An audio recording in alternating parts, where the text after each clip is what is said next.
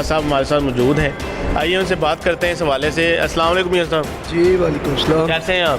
اللہ کی شکر ہے احمد۔ ایک تو برطرفی ہے، دوسرا تشدد، اس حوالے سے کیا بتائیں گے ناظرین کو آپ؟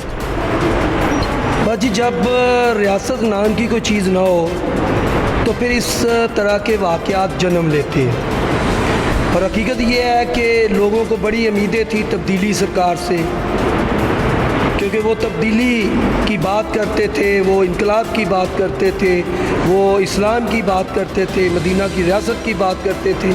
لیکن آج افسوس کا مقام ہے کہ 6 ماہ سے لوگ سڑکوں کے اوپر در بدر پھر رہے ہیں، ڈسٹرکٹ انتظامیہ سے لے کے صوبائی انتظامیہ تک، اور تمام میں سمجھتا ہوں کہ سیاسی جماعتوں کے علم میں بھی یہ بات آ گئی کہ میڈیا کے ذریعے سے بھی اور ہر لحاظ سے ہر فورم جو ہے اس کا دروازہ کھٹکھٹا چکے ہیں۔ لیکن افسوس کا مقام یہ ہے کہ کسی اپوزیشن جماعت کی طرف سے اس زیادتی کے خلاف جو ہے وہ کسی جگہ پہ بھی جو ہے وہ سٹیٹمنٹ جو ہے وہ نہیں ہے۔ اس کی وجوہات کیا ہے؟ اصل میں دیکھیں، اس ملک کے اندر 2% جو اشرافیہ ہے، سرمایہ دار ہیں، وڈیرے ہیں، وہ مسلط ہیں۔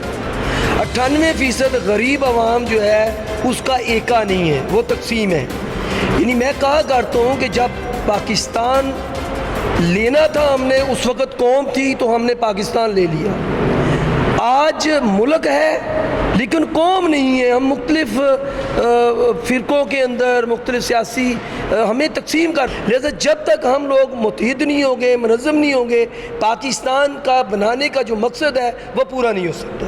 تو جو فیوچر پلاننگز کیا ہیں؟ دیکھیے جی، اس میں آلریڈی ہم لوگ NIRC میں جا چکے ہیں، اور ہمیں پورا یقین ہے اپنی عدلیہ پہ کہ عدلیہ جو ہے وہ پاکستان کے اندر بعد وہ ہوا کا جھونکا ہے جہاں سے اس غریب عوام کو، پسے ہوئے عوام کو اور دبے ہوئے عوام کو انصاف مل سکتا ہے۔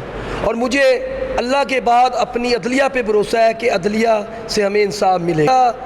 8 ستمبر کی جو رات تھی، اس وقت نہتے جو لوگ تھے، پرامن لوگ وہاں آرام سے بیٹھے تھے، تو ان کے اوپر جو ہے وہ مالکان کے ایما پہ یہاں کی جو پولیس انتظامیہ ہے انہوں نے زبردست اٹیک کیا، پولیس ایکشن کیا، جیسے وہ دہشت گرد بیٹھے ہوئے تھے۔